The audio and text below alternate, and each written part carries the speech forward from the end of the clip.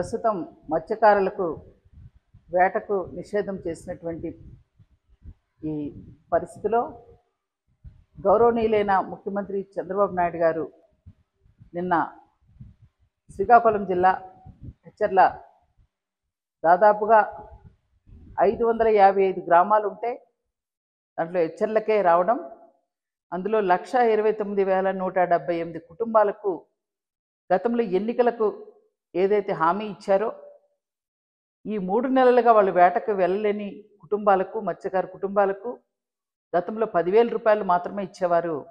ఇంకొక 10,000 రూపాయలు పెంచి 20,000 రూపాయలు ఈరోజు ప్రభుత్వం దాదాపుగా 259 కోట్ల రూపాయలని వెచ్చిస్తూ మత్స్యకారులకు ఇచ్చిన హామీని నెరవేర్చినటువంటి గౌరవ ముఖ్యమంత్రి చంద్రబాబు నాయుడు గారికి మా అందరి తరపున కృతజ్ఞతలు తెలియజేస్తున్నాం. ఎందుకంటే ఈ 3 నెలలుగా మత్స్యకారులు వేటకు వెళ్ళలేని పరిస్థితి.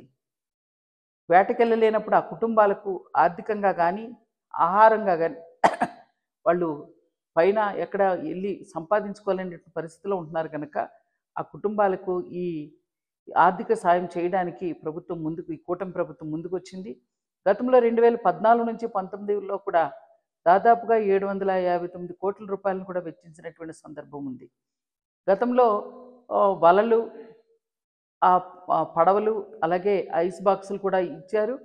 తర్వాత ఇప్పుడు కూడా ఎవరైనా సరే వేటకెళ్ళి మరణిస్తే ఆ కుటుంబాలకి 10 లక్షల రూపాయల ఎక్స్‌గ్రేషియా కూడా ఇస్తూ ఉన్నారు.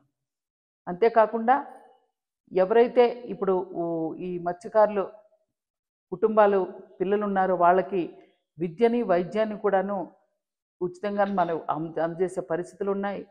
ఖచ్చితంగా మత్స్యకారుల పక్షపాతిగా ఈరోజు గౌరవ ముఖ్యమంత్రి చంద్రబాబు నాయుడు గారు కూటమి ప్రభుత్వం ఉన్నందుకు చాలా సంతోషం. అదేవిధంగా ఇచ్చినటువంటి హామీల్ని ఒకటిగా నెరవేరుస్తున్నటువంటి కూటమి ప్రభుత్వం మన మంచి ప్రభుత్వంగా చెప్పుకోవచ్చు. ధన్యవాదాలు. Thank you. మరిన్ని వీడియోస్ కోసం ఛానల్ ని సబ్స్క్రైబ్ చేయండి. లేటెస్ట్ అప్డేట్స్ కోసం వాట్సాప్ ఛానల్ ని ఫాలో అవ్వండి. ఆ లింక్ డిస్క్రిప్షన్ లో ఉంది.